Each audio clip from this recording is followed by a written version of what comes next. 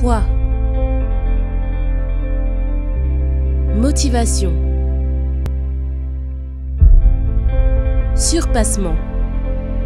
Fortifiez votre intérieur avec le moment de foi. Il dit comme ça au chapitre 24 des Actes des Apôtres, au verset 10. Après que le gouverneur lui eut fait signe de parler, Paul répondit, c'est ça? Sachant que depuis plusieurs années, tu es juge de cette nation, c'est avec confiance que je prends la parole pour défendre ma cause. Voyez, quand on sert Dieu, on ne tremble pas.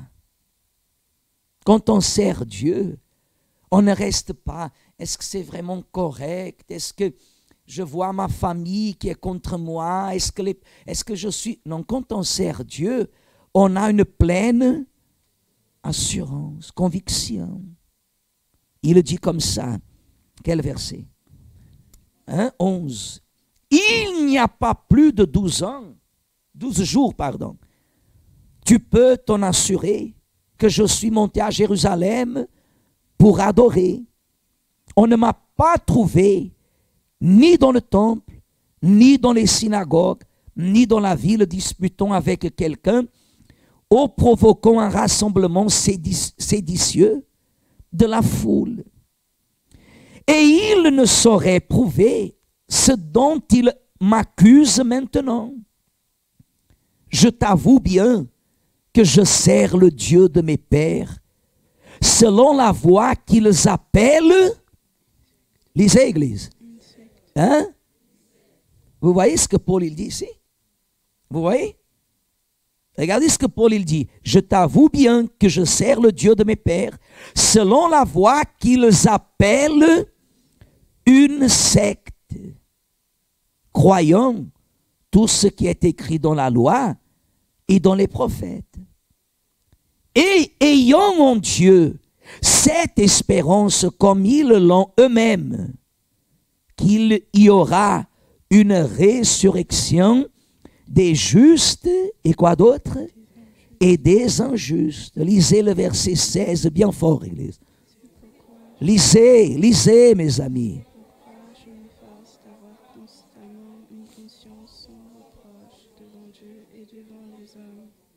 Vous voyez? Vous voyez, Église, que Paul, il savait de quoi il était catalogué. Parce qu'à vrai dire, le mot secte en lui-même, c'est un groupe isolé, une pensée unique, isolée. Il savait de quoi il parlait et de quoi il était catalogué. Mais ce que ça ne lui dérangeait pas. Ah, mes amis, ça ne me dérange absolument pas qu'on dise que je suis dans une secte. La même chose, Paul, il savait. Ils peuvent dire, les amis au travail, les personnes, dans le cas de Paul, les religieux, les sacrificateurs du temple, les religieux du temple, ceux qui me persécutent, ils viennent en disant que je suis comme un membre d'une secte. Même si je garde, il dit, n'est-ce pas, au verset 14 à la fin, croyons tout ce qui est écrit dans la loi et dans les prophètes. Il ne se contredit pas. Il ne se contredit pas. Et ayant en Dieu cette espérance, comme ils l'ont eux-mêmes, qu'il y aura une résurrection des justes et des injustes. Alors, vous voyez la force de Paul? Qu'est-ce qu'il dit au verset 16? On a là le verset 16.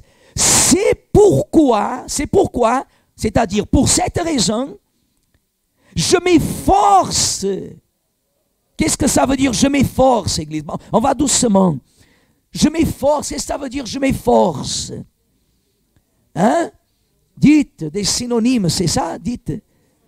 Hein? Je m'efforce, qu'est-ce que ça veut dire? Je m'investis.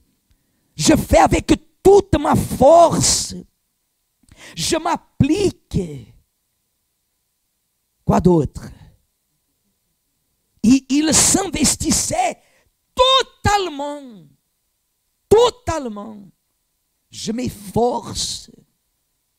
Quand le mot s'efforcer vient dans ma tête, on parle efforcer, je ne pense, la première chose qui vient à ma tête, quand on parle comme ça, il faut faire des efforts.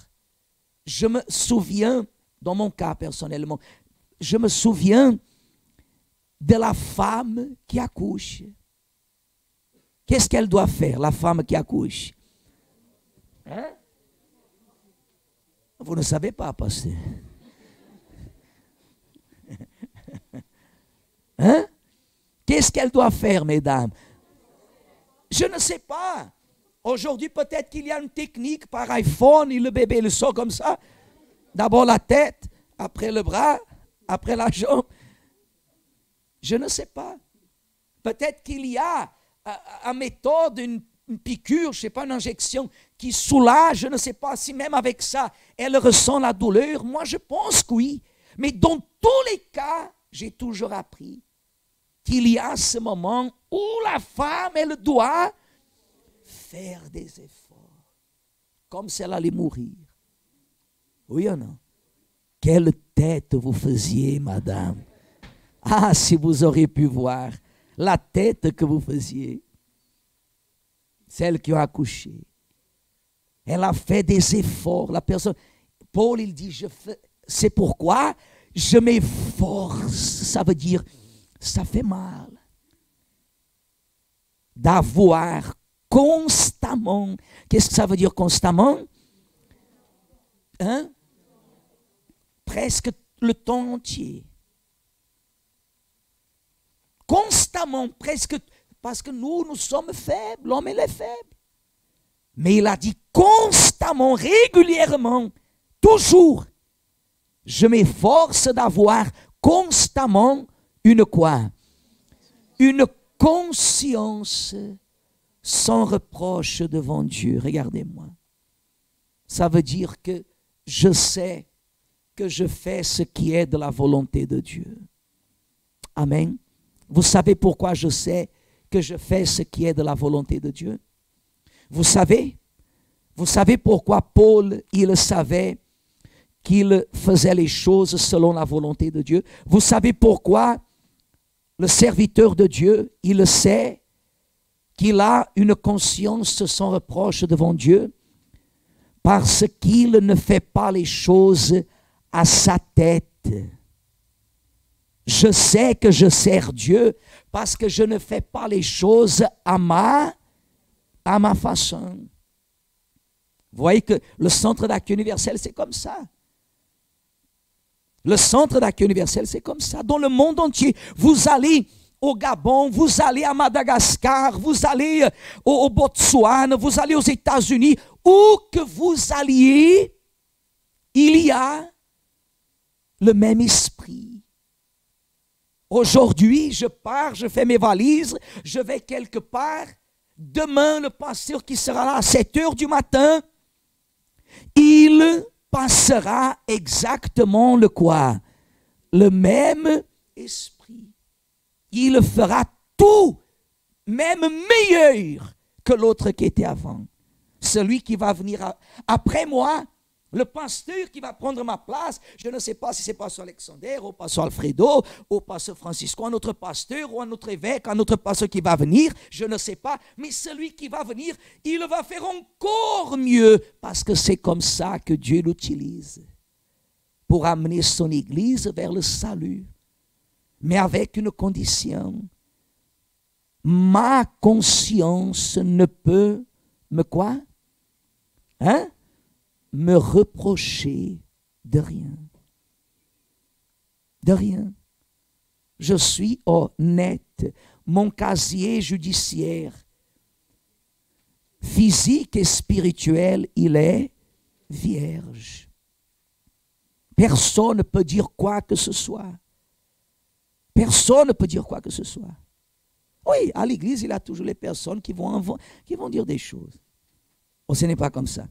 Un jour, quand nous partirons, il y aura des personnes qui diront ça. Ouf! Il y a d'autres qui diront, ah, j'aimais tellement. L'autre qui dit, les autres qui vont faire, qui vont même chipper, n'est-ce pas? Ça existera. Mais notre conscience, elle est comment? Elle est pure. Pure. Pure. Ça dérange. Parce qu'aujourd'hui, les églises, les pasteurs, ils sont amenés à faire des alliances avec des systèmes. Avec des systèmes. Parce qu'en fin de compte, ils finiront par être guidés par une autre chose qui n'est pas l'Esprit de Dieu. Alors Paul, il dit comme ça, je m'efforce d'avoir constamment une conscience sans reproche devant qui? Devant Dieu et devant les hommes. Devant les hommes. C'est là qu'entre le sceau que vous servez à Dieu. C'est là qu'entre le sceau. Il ne vous suffit pas de dire comme ça, ah, je veux servir Dieu. Non, il y a une responsabilité. Voyez que des fois, nous recevons même des responsabilités. On a, par exemple, le travail qui est fait avec les ouvriers. Les ouvriers. Le zèle qui existe. Parce que les ouvriers, je suis un ouvrier. Moi, je suis un ouvrier. Si vous avez quelque chose contre un ouvrier, vous avez quelque chose contre moi. Et un ouvrier, il a une grande responsabilité. Parce que Paul ici, il a été bien complet, que l'effort qu'il faisait constamment pour avoir une conscience sans reproche n'était pas seulement devant Dieu, mais également devant les hommes. Devant les hommes. C'est là l'œuvre de Dieu. C'est là l'œuvre de Dieu. Que personne, les voisins, qui que ce soit, ne peuvent rien dire à votre sujet. Rien. Les voisins ne peuvent rien dire à votre sujet. Ils ne peuvent pas, les voisins, au travail.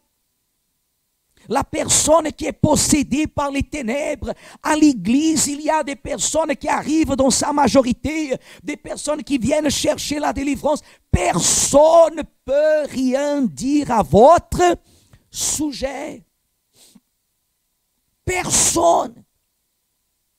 Personne. Nous devons représenter le Saint-Esprit. Les personnes ne verront pas en vous une lumière. Mais votre présence, elle doit exhaler le bon parfum du Christ. Chercher le Saint-Esprit, ce n'est pas seulement à l'église, alléluia, il vient, mais c'est chaque décision, chaque pas que vous faites dehors de l'église, qui montre que vous faites des efforts pour avoir, comme il le dit, une conscience sans reproche devant Dieu et devant les hommes.